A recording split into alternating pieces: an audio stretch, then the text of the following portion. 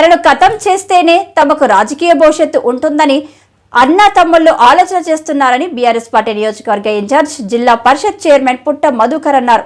పెద్దపల్లి జిల్లా మంత్రి పట్టణంలోని ఎస్ఎల్బి గార్డెన్లో జరిగిన బీఆర్ఎస్ పార్టీ నియోజకవర్గ ముఖ్య కార్యకర్తల సమావేశానికి ఆయన సభాధ్యక్షత వహించి మాట్లాడుతూ, మొన్నటి వరకు సాధారణ బట్టలు వేసుకుని అయ్యో పాపం ఏదీ లేదని ప్రజలతో అనిపించుకొని ఈనాడు అధికారంలోకి వచ్చిన తర్వాత కోర్టు లేకుండా ఉండటం లేదని అధికారం కోసం పరితపిస్తూ ప్రజలను మోసం చేశారని పుట్టమధు ఎద్దేవా చేశారు. నియోజకవర్గంలో 4 సార్లు ఎమ్మెల్యేగా పోటీ చేసి 3 సార్లు ఓడిపోయినా ఈ ప్రాంతంలో ఏ ఒక్కరిని ఇబ్బంది పెట్టలేదని, అవినీతికి పాల్పడలేదని ఆయన వివరించారు.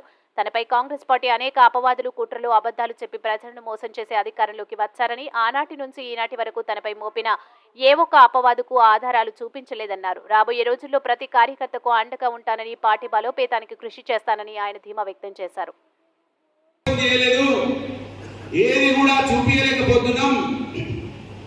మరి ఈ 5 సంవత్సరాలు ఏ విధంగా వీరిని ఖతం చేయాలని ఇవాళ రకరకాల ప్రయత్నాలు జరుగుతూ ఉన్నాయి. ఇవాళ ఆ ప్రయత్నాలలో మీకు మొత్తానికే కనబడకుండా చేసే ప్రయత్నం. ఆ రోజు 100 కోట్ల రూపాయలు వస్తాయంటే నమ్మలేదు.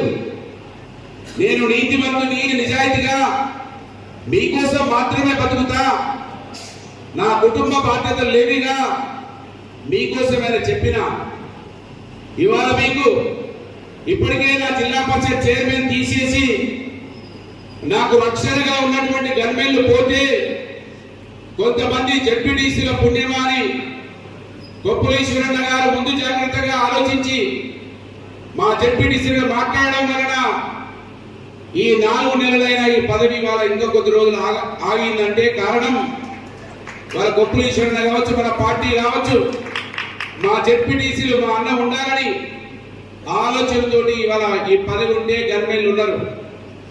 ఈ పదవి అయిన తర్వాత గన్మెన్లు ఉంటారా లేదా నాకు తెలియదు. ఇప్పటికైతే ఎమ్మెల్యేల గన్మెన్లు లేరు. ఖచ్చితంగా ఇంకేమి చేయలేరు. 100 కోట్లు పెట్టినా పుట్టమలకు 72,000 ఓట్లు వచ్చినాయి.